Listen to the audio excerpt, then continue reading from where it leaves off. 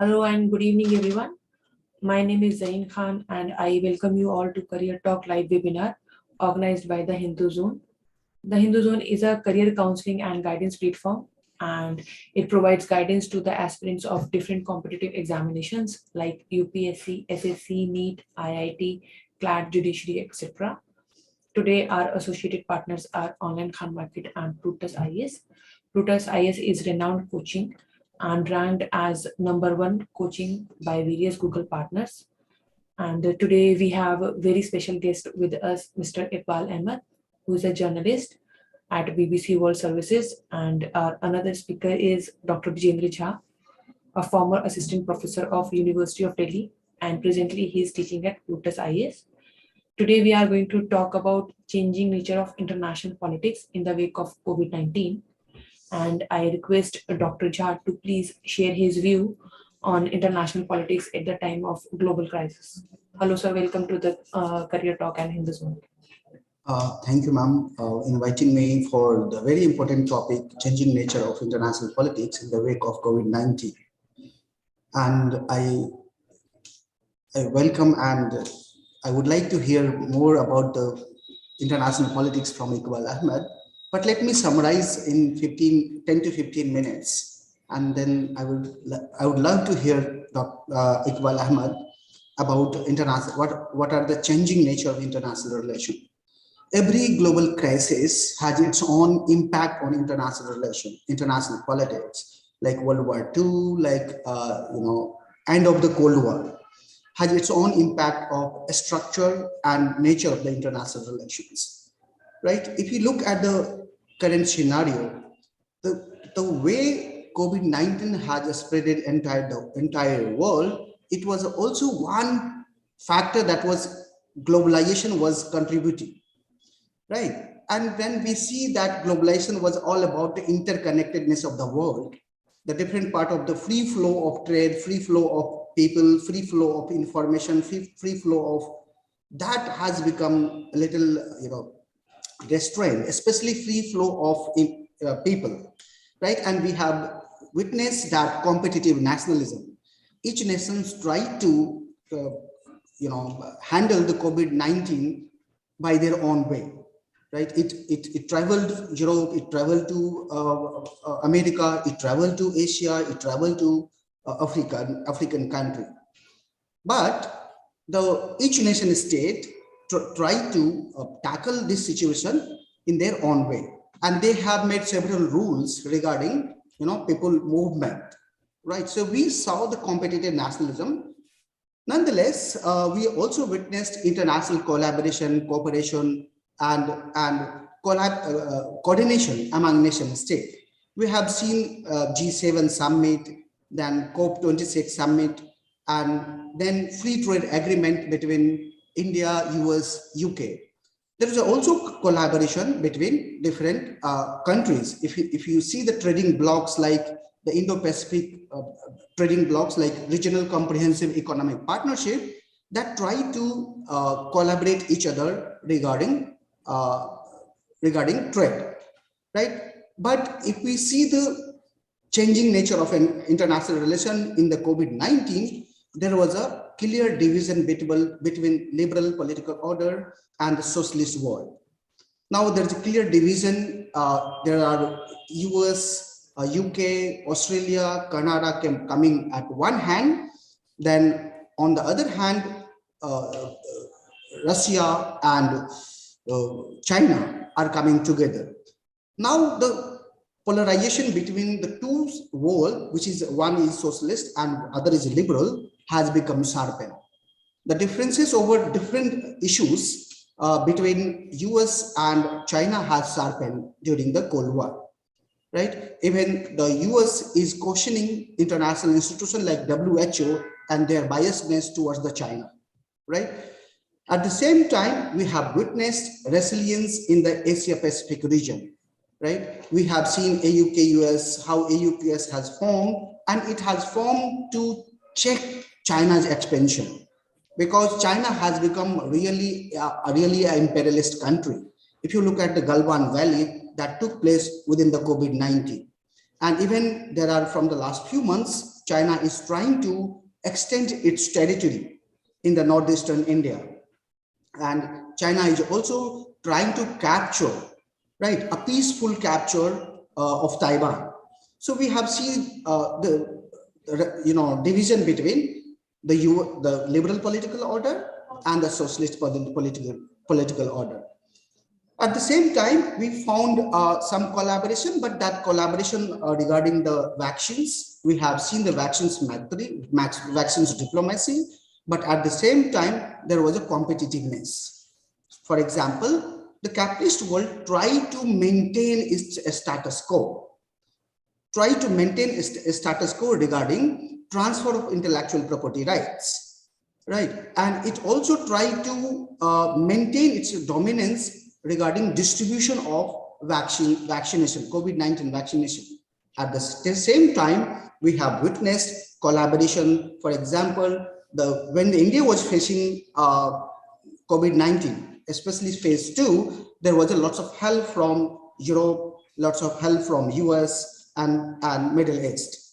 So these are the major changes, took place during COVID-19, right? Why the different nation was in competitive mode? There's one theoretical aspect that we see how we can see this competitive nationalism during the COVID-19. There's one thinker, his name is Kenneth Waltz. He said that, due to anarchic structure of the international relation, because there's no overarching government, there's no world government. So each nation try to help themselves, right? So helping themselves, and they try to tackle the situation, COVID-19.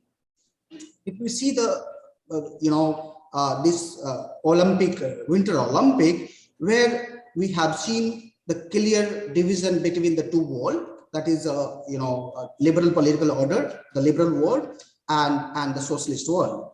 In the Winter Olympic game, US, Canada, Australia, all are boycotting. India has accidentally boycotted diplomatically, but at the same time, there are clear division between these two worlds, right? But at the same time, the post-Brexit, Britain is trying to revive its economy, and we have collaboration. There is an agreement, free trade agreement between US, India, and UK. So these all are the major changes in international politics, right? So that is my point of view. More, I would love to listen Iqbal, sir. Sir, it is to you, sir. Iqbal sir, आप अपना mute कर लीजिए. Welcome to the Hindu Zone. Am I audible? Yes, sir. Thank you, Ms. Zarine, and thank you, Dr. Jha. It was a wonderful presentation by Dr. Jha, but I was under the impression that some of the students will also be there, and I would love to interact with them. But I'm finding that there is no student, but anyhow, I would like to start my presentation, or rather a brief. So students are watching online, and okay. They are watching on YouTube online. Okay, they are watching on YouTube. Online, yeah. They will put questions. Achha, they will be putting questions if at all they find anything to be asked or not. So this very topic, the changing nature of international politics in the wake of COVID-19. Indeed, for a health issue to be at the center of international political cross currents, obviously it's a very rare development. We hardly see that a health issue is impacting the world as we have been seeing in the wake of COVID-19. But if you go into the history of the major health crisis, we have been seeing that there are many incidents which had impacted. If you go to the ancient Athens, that was way back in 430 BC, it was hit by the plague, and the ancient Athens could never recover from the plague. It is reported that mostly 100,000 people died that time, and it was roughly 1/4 of the entire population of that ancient city of Athens. When we come to the medieval period, we all know that the medieval Europe and the African country were hit in the early 14th century. It was precisely 1350 around, and it was said that roughly 75 to 200 million people, almost entire of Europe was wiped out, and it ran for roughly 100 years. Then in the 20th century, immediately after the First World War, the world was hit by the Spanish flu, which claimed more than 50 million, some say even the 100 million people have died. And it is estimated that roughly 500 million people, or almost 1/3 of the world's population, were infected with that virus. So after 700 or 800 years, the world is again hit by COVID-19. And when we are talking right now, as per the WHO and Johns Hopkins University's data, more than 57 lakhs people have died so far officially. That's another debate whether India, which claims to officially 5 lakhs people have died, but other authentic research and organizations say it may be 50 or 60 or even 70 lakhs, but that is another debate. We are not going into that. So what has changed and how the international politics have changed in the wake of that is the topic today.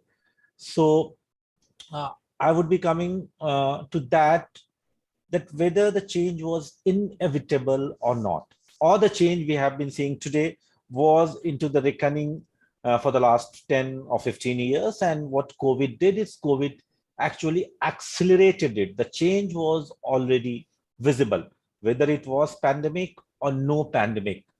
I should say the tectonic plates, the post 1945, the global order that we have been seeing, it was being attacked. It was for 60, 70, 80 years. It led the world it was led by America, the global superpower, and somehow it was challenged by Russia. But this particular status quo was being challenged by other forces, China being the most important force, the most powerful force. But we have been seeing some changes. When the America and other Western countries were hit in 2008, again that time, and when the organization like BRICS, when Brazil, Russia, Mexico, South Africa, and India came together, the people started talking that the G7 was an organization of the past. It was an organization of the 19th century and it was an organization of the 20th century, and the 21st century would not be the same as it used to be the 20th century, and it would be an Asian century. It may be it may be India and China. It would be a global cooperation between China and India, and it won't be the European or American century. It would be an Asian century. So that Washington consensus was being challenged, or we say that Potsdam Conference. Potsdam, we all know it was a city in Germany where the heads of Russia and the United States and the United Kingdom, they decided on the division of Germany, and which led the world for another 80 years.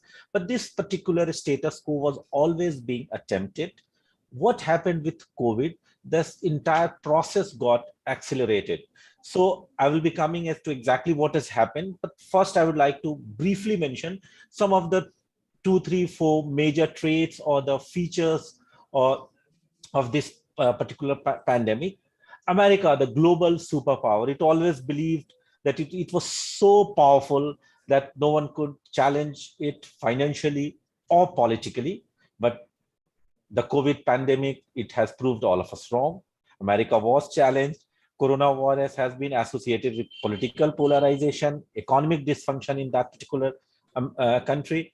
America might be still the greatest military power, but if it cannot provide its citizens life and their lives are in danger, of course, it has no meaning. You might be having a superpower militarily, but the ultimate test of your greatness lies whether you can give your citizens a safe life or not. And America did fail in that. So that is one thing. Then the oil economies was the greatest, I should say, the hardest hit. Most of the Gulf countries were hit because it was There was no movement, there was no transportation, there was no aviation. So of course, the oil economies were hit. And what it led? It led to protectionism in your economy. And related to that was rising nationalism and isolationism. America is becoming more and more inward looking. Now it is basically obsessed with being more and more patriotic.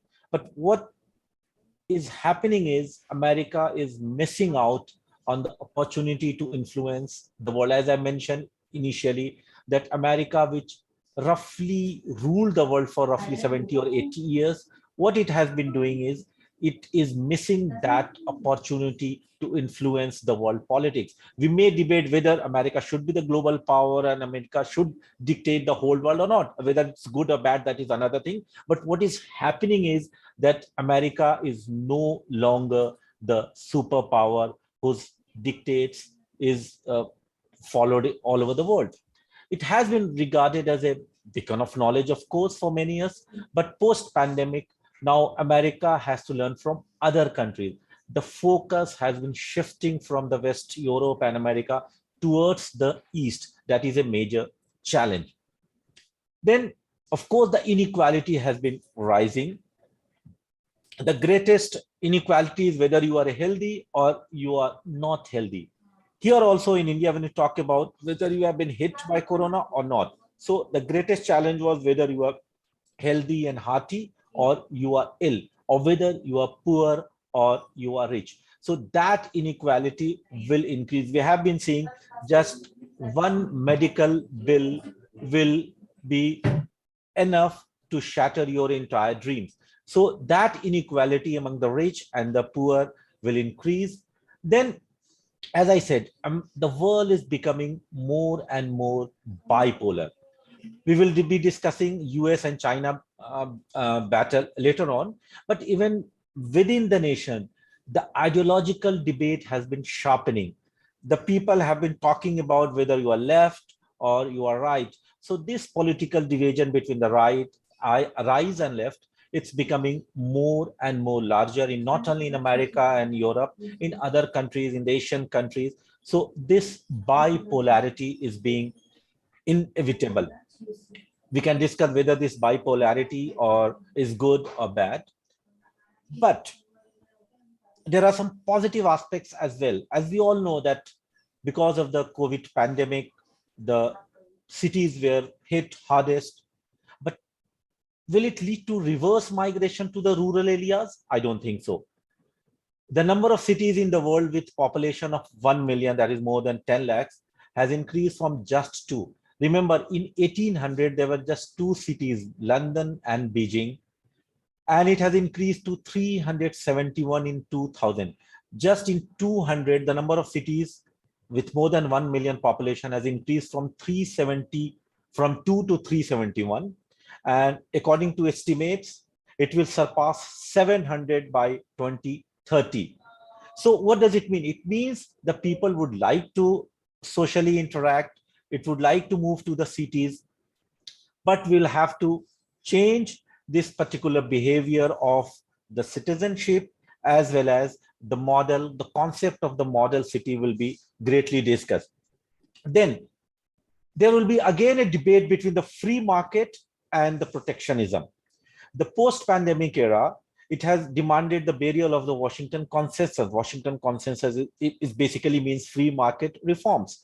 So this free market reforms that is being pursued by the Western rich countries, what will happen now that it would be challenged and people will start talking about protectionism. So whether this protectionism or free market reforms, I'm not going to debate whether there should be free market reforms or the protectionism there should be. What I'm saying is that these are the traits that we are witnessing.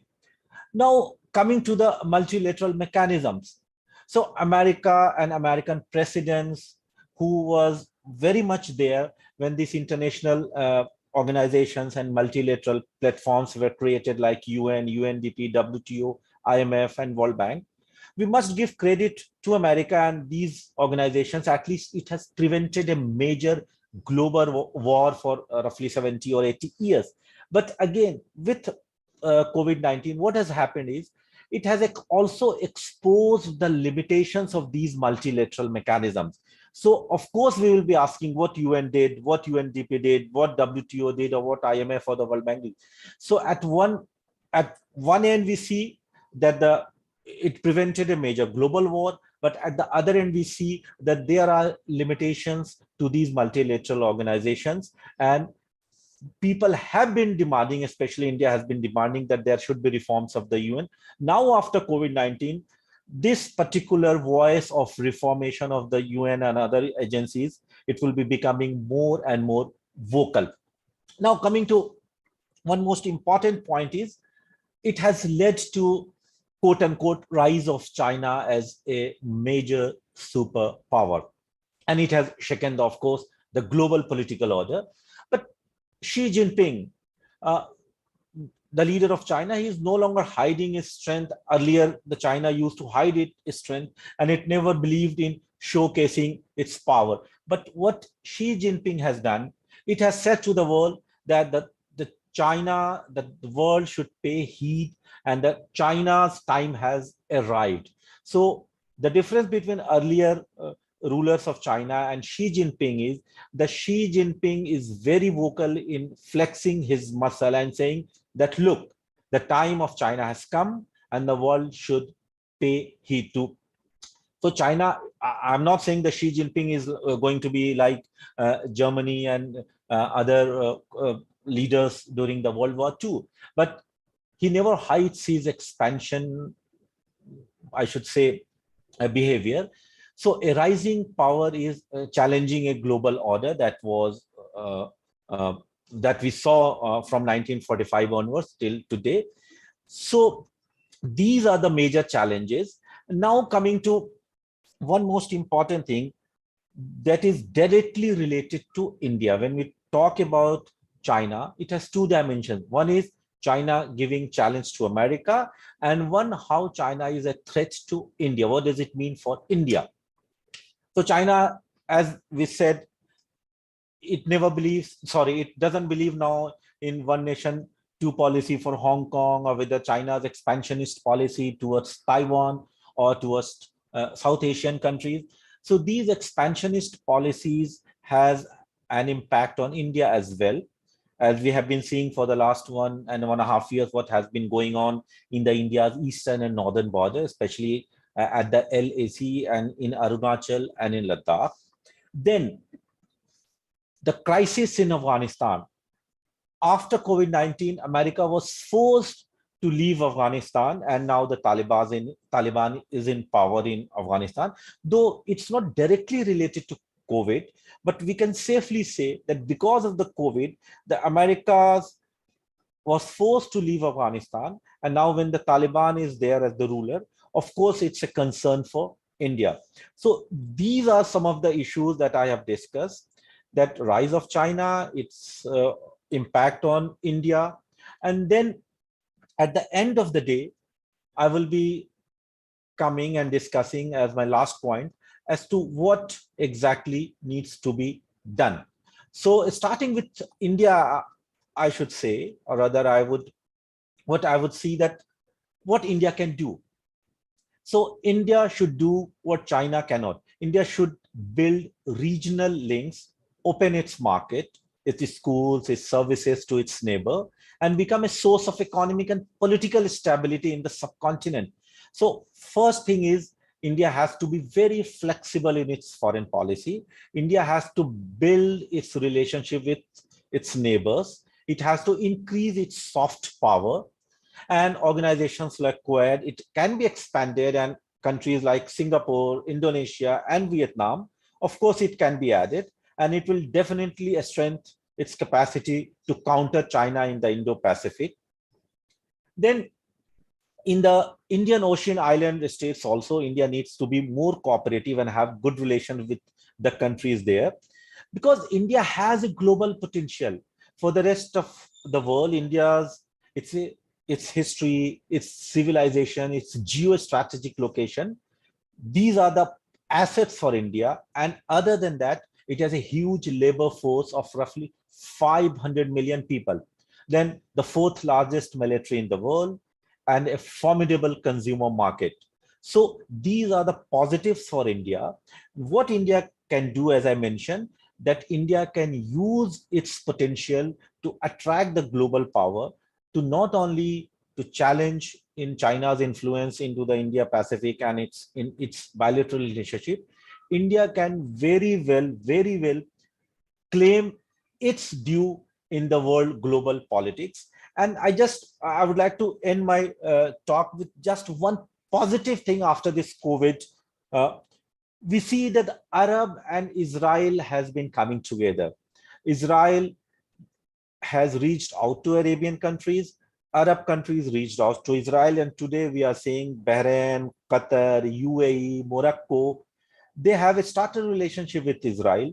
So post COVID-19, if Arab and Israel can come together, that is one of the best examples for global cooperation. India can very well learn from it. India can revise its relation with its neighbor. And based on that, India can very well claim what is due to India. Thank you.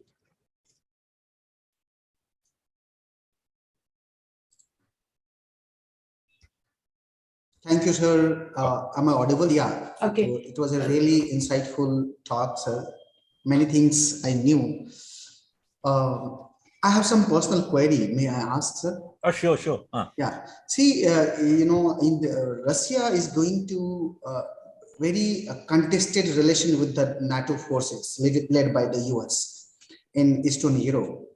And if you see the polarization that has sharpened between the socialist political order, that is Russia and China coming together when both agreed upon it. And here we have seen the emergence of a new bloc. What say India should do? Should India immediately associate fully with the US and leave the Russia? Or India should maintain the neutrality what it does in 1950? No, I don't think I find myself qualified enough to answer this particular question as to what India should do. But as a student of international politics or as a journalist, basically, whatever I say is because of my personal relationship with the happenings around the world, and I see as an observer or as a student or as a journalist. So I would definitely avoid saying what exactly India should do. But one example, if I quote, you see, just 2 days before the Turkish President Erdogan visited Ukraine, he said, I would love to invite a Russia and Ukraine summit if I could do something. So this type, India cannot afford to go into one particular, it's a global world. You cannot be a partner to just one, whether you are go with America, or you can go with the socialist bloc, or you can go with the capitalist bloc. I never believe personally that one should be a part of any bloc when it's a global village. So, but India can definitely, because of its historical relationship with Russia, and then of course it's a very good relationship with America, which has been nurtured in the last 10 or 20, 25 years. India can use that unique position that it has a history of a relationship with Russia and this new relationship with America. India could very well use that relationship. India can play a major role. As when we discuss Afghanistan, what we say that India did lag the initiative. India, the people sitting in the foreign office, they were not knowing as to what was going on. They had no idea that Taliban is coming to power. And one fine morning, we find that Taliban is there at the Kabul. So what the people in the South Bloc were doing. So you cannot afford to know what is going on in your neighborhood. So that I would never like India to be like that. India is a superpower, at least in this particular region. I'm not saying that India is globally a superpower, but the things that are positive for India, as I said, it has a history, it has a civilization, it has a labor force, it's a big consumer market, and especially historical relationship with Russia and newfound relationship with America. India can definitely play a very, very important role in the current Ukraine crisis. Whether India takes that plunge or not, that is for the leadership to decide. Yeah. But as a student, I would say that India should not sit idle and India should very well play its role. Yeah. One more, if you allow me. Sure. Yeah, you talked about inequality, and that inequality, if we see the inequality, the city is more divided now these days. And it's not about the third world country cities.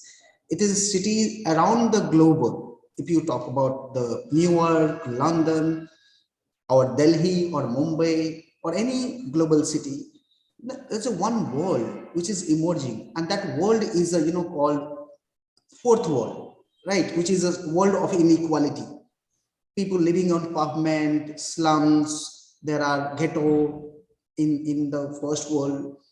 How this COVID-19 has sharpened that economic divide, Exactly. even digital divide that has sharpened during the COVID-19. Of course it has. As I mentioned, that this inequality between the rich and the poor, and the greatest inequality between whether you are a healthy person or you are ill.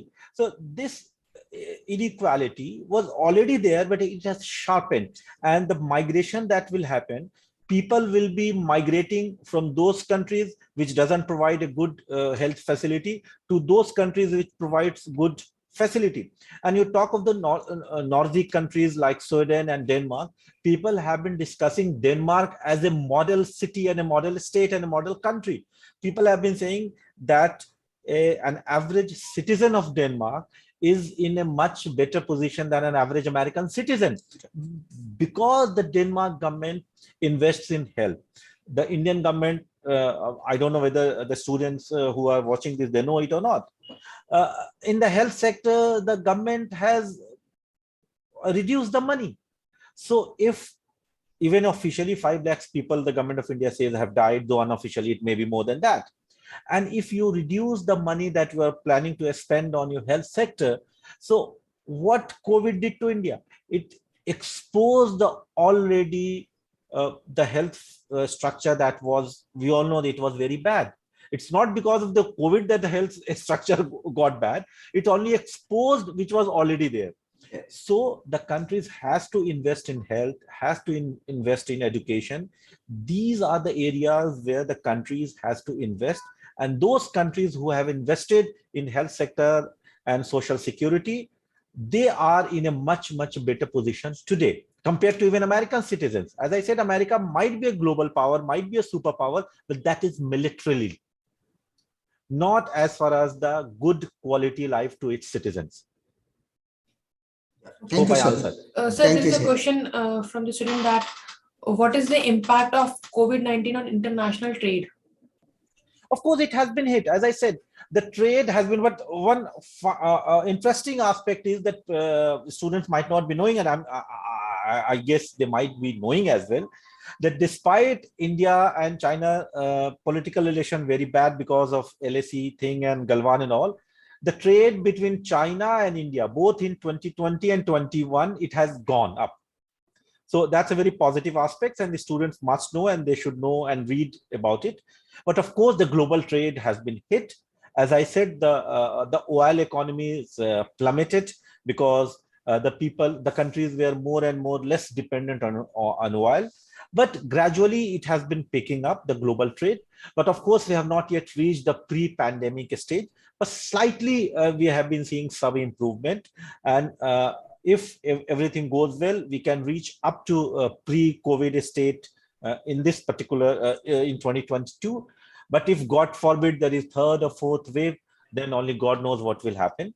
But now gradually the global trade is somehow coming up. But of course, it was hit for 2 years. No doubt about that. Bijendra sir, any question from your side? Please unmute me. No, ma'am. Yeah, it was a very insightful, lecture, sir. Let me check if there is any question. Yeah, see if any questions from the students. I don't think so. There is any other question from the students? No, there is no other questions from the students. So we can end this session with your end part. आप कुछ conclude करना चाहेंगे Vijendra sir, Iqbal sir के साथ? Mostly चीजें बातें कही गई है, right? And कंक्लूजन यही होगा, क्योंकि यूपीएससी के स्टूडेंट इसको देख रहे होंगे, right? It is a very important topic and it may appear as a question in your men's paper next year, most probably, right? So that is my comment. There's no personal comment, there's no query from my side. Okay Iqbal sir, मैं आपसे पूछना चाहूंगी कि क्योंकि ये particularly UPSC के students के लिए है, तो can you please guide them कि इफ जैसे विजेंद्र सर ने कहा कि दिस क्वेश्चंस में कम इन द एग्जाम्स, तो अक्सर स्टूडेंट्स को ये रहता है कि मेंस के आंसर्स को कैसे राइट अप करें, तो उसके लिए थोड़ा सा अगर आप गाइड कर दें, since you have already attempt the exams. Okay, देखिए, एक तो सबसे पहले मैं स्टूडेंट से यही कहूंगा कि वो पढ़ाई तो जाहिर वो करते ही हैं, और जब यूपीएससी के मेंस का एग्जाम लिखेंगे तो पढ़ते होंगे, ये कहने की बात नहीं है। लेकिन कुछ जो अच्छे अखबार, हम लोग के जमाने में तो हम लोग अखबार और फ्रंटलाइन मैगजीन पढ़ते थे और बीबीसी सुनते थे, तो वो एक बहुत अच्छा जरिया होता था हमारे लिए कि इंटरनेशनल रिलेशंस में क्या हो रहा है।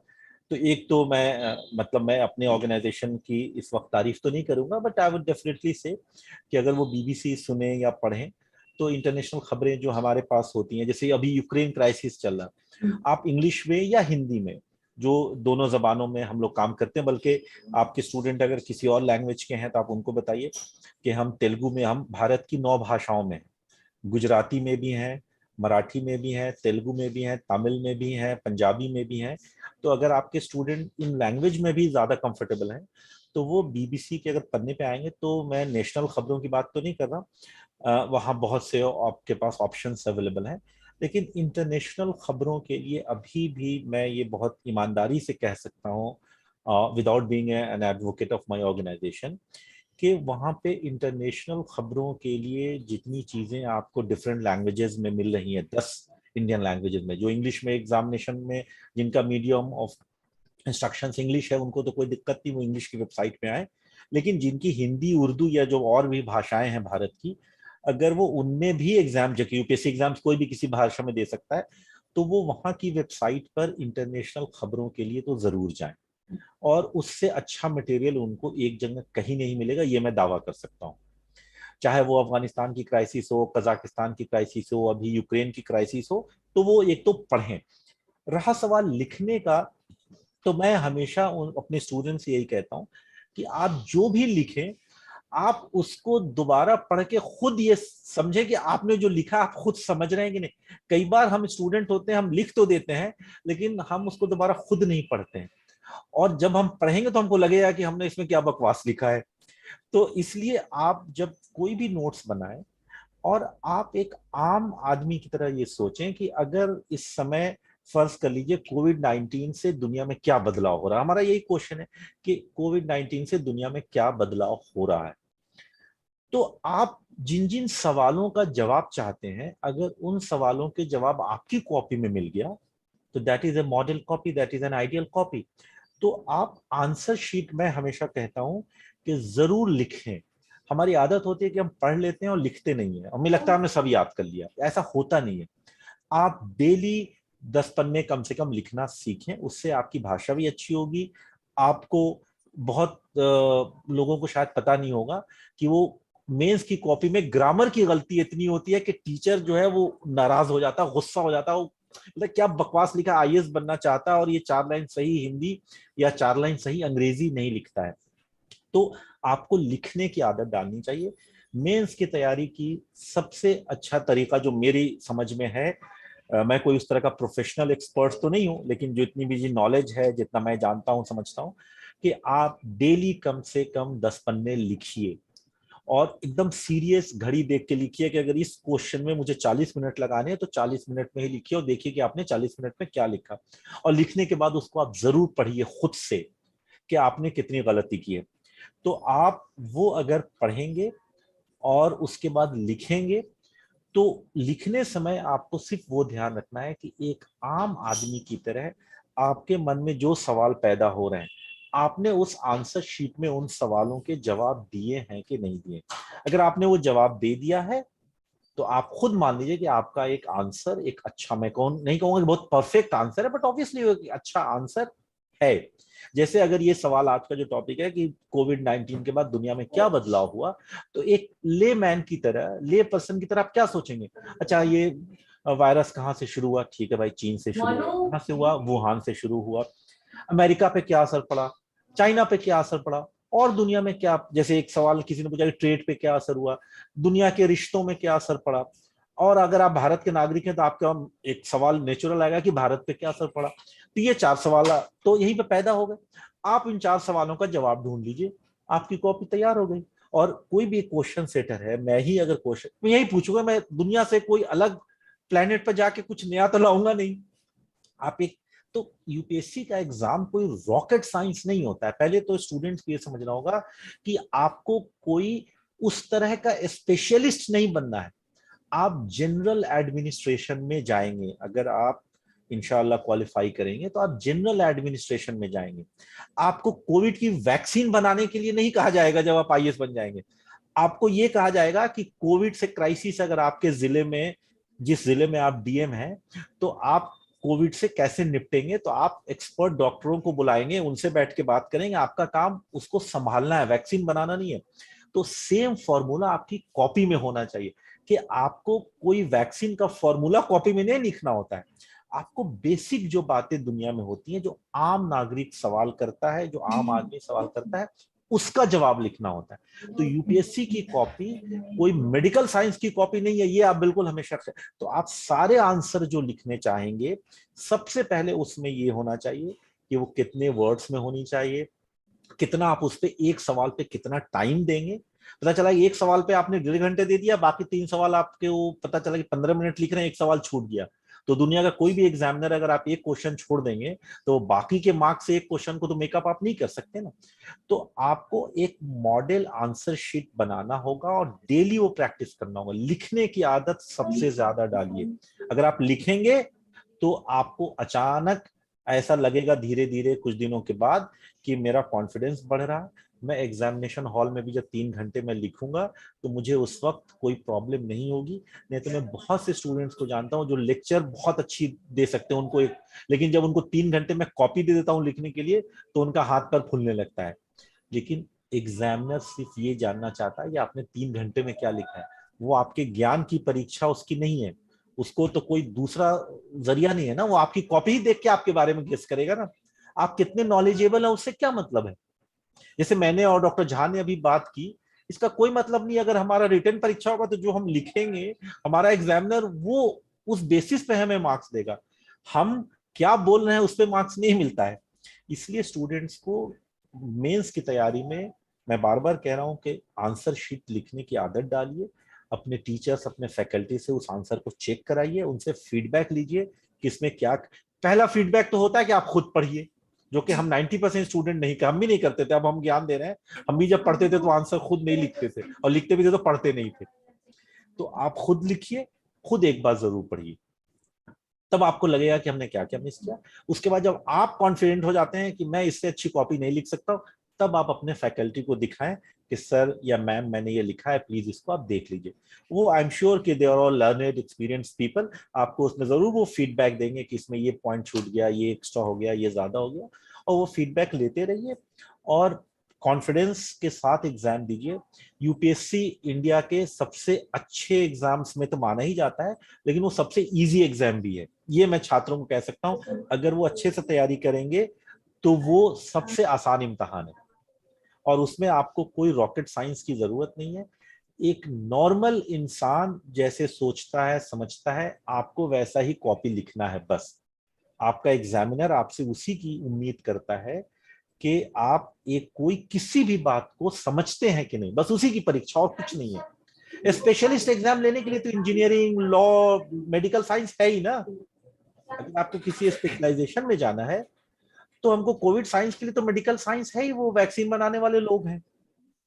या आप इंजीनियरिंग का कोई सवाल है तो वो इंजीनियर्स का, आपको इंजीनियर की तरह कॉपी नहीं लिखना है। आपको सिंपली ये लिखना है कि आप एडमिनिस्ट्रेशन में जाएंगे तो इसको कैसे सॉल्व करेंगे। आपसे सिर्फ ये, आपका इंजीनियर आपका वहां पे तो एडवाइजर होगा ही। आपको क्रायोजेनिक इंजन बनाने के लिए नहीं कहता है, आपको ये कहता है कि क्रायोजेनिक इंजन का क्या फायदा होता है, रॉकेट में उसका क्या इस्तेमाल होता है। इंजन बनाने के लिए इंजीनियर है, उसकी चिंता आप मत करिए, ठीक है। तो ये स्टूडेंट्स को हमेशा स्टूडेंट्स ये टेंशन में रहते हैं कि पता नहीं कितना हमसे आशा की जाती है, आपसे ज्यादा आशा नहीं की जाती है। आप एक नॉर्मल पढ़े लिखे ऐसे व्यक्ति चाहिए जो एडमिनिस्ट्रेशन की जिम्मेदारी संभाल ले, ठीक है। जी सर। विजेंद्र सर, क्योंकि सर ने कहा कि प्रैक्टिस कीजिए और अपने फैकल्टी को या मेंटर्स को दिखाइए, एंड आप ऑलरेडी प्लूटस के साथ जुड़े हुए हैं, तो आपके अभी तक नॉलेज में कितने ऐसे स्टूडेंट्स हैं जिन्होंने वाकई में ये प्रैक्टिस की है? मैं जब को पढ़ाता हूँ तो मेरी जो टीचिंग का जो ड्यूरेशन होता है, हर क्लास में मैं 5-7 क्वेश्चन देता हूँ बच्चों को। 5-7 नहीं तो कभी 3, कभी 2, कभी 4, मैक्सिमम 5 बहुत होता है। और उनको बोलता हूँ कि सैटरडे को आपको कुछ नहीं करना है, बैठ के लिखना है, सारे आंसर लिखने हैं आपको, जितना वर्ड प्रिस्क्राइब है उतना ही टाइम में लिखना है। आप अगर 3 घंटे बैठेंगे तो सारे क्वेश्चन हो जाएंगे, ठीक है। कभी 20 क्वेश्चन होता है वीक में, कभी 21 हो जाता है, डिपेंड्स ऑन। और वो भेजते हैं, कुछ स्टूडेंट्स भेजते हैं, कुछ स्टूडेंट नहीं भी भेजते हैं, ऐसा भी है, right? And we have seen that those students who are doing practice, they are successful, they are very successful. Okay, actually ज्यादातर जो हमारे पास क्वेश्चंस आते हैं वो इंट्रोडक्शन, बॉडी, चार्ट, इनको लेके बच्चों का बड़े सवाल रहते हैं कि चार्ट, डायग्राम्स, ये इसके बारे में आप थोड़ा सा प्लीज गाइड कर दीजिए, क्योंकि मेंस के आंसर में ये चार्ट और डायग्राम्स को लेके बहुत सारे हमारे पास क्वेश्चन रहते हैं। मैं बताऊं मैम, ये सब एक्चुअली क्या होता है, कोई भी क्वेश्चन में हमारे पास लिमिटेड वर्ड में लिखने होते हैं, चाहे वो 150 वर्ड होता है, राइट, या 200 वर्ड होता है, या 250 वर्ड होता है। तो हमें तो पहला इंट्रोडक्शन होता है। इंट्रोडक्शन में जो भी आपका हाइपोथेसिस है, हाइपोथेसिस में जो भी एजम्पशन है, प्योर एजम्पशन आपको 3-4 लाइन में डालना है। बॉडी पार्ट में आपको एक्सप्लेनेशन करना होता है, और उसके जो भी एंगल है, economic angle, political angle, regional angle, कोई इंस्टीट्यूशन है, बॉडी पार्ट देकर के एक, अब नया चला है यूपीएससी में पिछले 4-5 साल से, एक पिक्टोरियल डेमोन्स्ट्रेशन आंसर का। तो तुरंत अपना एक सर्कल बनाइए, पूरा थीम लिखिए और अलग अलग उसको शो कीजिए, डेमोन्स्ट्रेट कीजिए कि क्या क्या आपने लिखा है। अगर एग्जामिनर पिक्चर देख के ही उसको पता चल जाए कि कंटेंट में क्या है, तो उसको पढ़ने भी आसानी होती है और समझने में भी आसानी होती है। Then you go for the conclusion.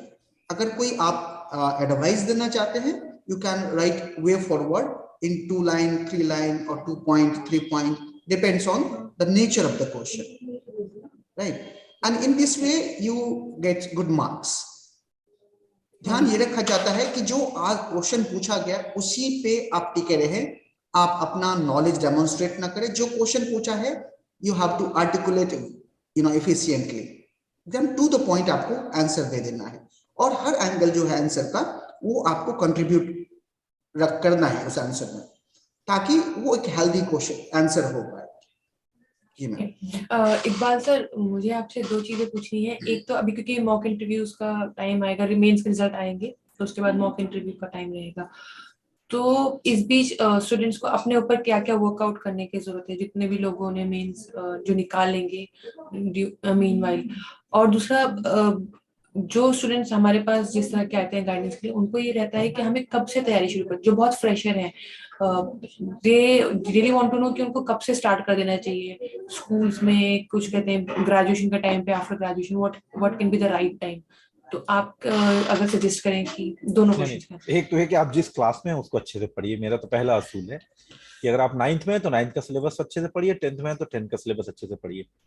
Problem तब होती है अगर आप ग्रेजुएशन, मान लिया आप इंजीनियरिंग ग्रेजुएट हैं और आप अचानक इंजीनियरिंग ग्रेजुएट पास करने के बाद आपको लगता है कि मैं हिस्ट्री या पब-एड रखना चाहता हूँ, तो ऑब्वियसली वो चीजें बिल्कुल बदल जाएंगी। लेकिन अगर आपका सब्जेक्ट जो है वो आप पहले ईमानदारी से पढ़िए। अगर आप इंजीनियरिंग के स्टूडेंट हैं और इंजीनियरिंग के 4 साल आप बहुत अच्छे से पढ़ रहे हैं, तो आप फिर कोई वजह नहीं है कि इंजीनियरिंग का वो पेपर आप ऑप्ट नहीं कर सकते हैं, अगर वो मैकेनिकल, इलेक्ट्रिकल, सिविल वगैरह होगा तो। और अगर आप इंजीनियरिंग पेपर नहीं भी अगर आप रखना चाह रहे हैं तो आप मैथ्स और फिजिक्स में से कोई एक रख सकते हैं, अगर आप ईमानदारी से वो पढ़ रहे हैं तो।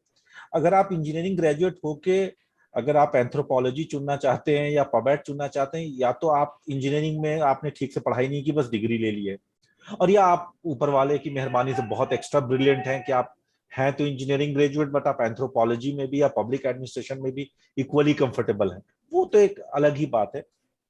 लेकिन ये सवाल कि आपको कब से यूपीएससी की तैयारी करनी चाहिए, उसका मैं यही जवाब समझता हूं कि आप जिस भी क्लास में हैं, उसकी जो भारत सरकार ने या आपके राज्य सरकार ने जो सिलेबस दिया है, उसको एकदम आप कंठस्थ जिसको कहते हैं कि आपका बेस्ट एग्जामिनेशन ये होता है कि अगर आप क्लास 9th में पढ़ते हैं तो क्लास 8 के बच्चे को आप ट्यूशन पढ़ा सकते हैं कि नहीं।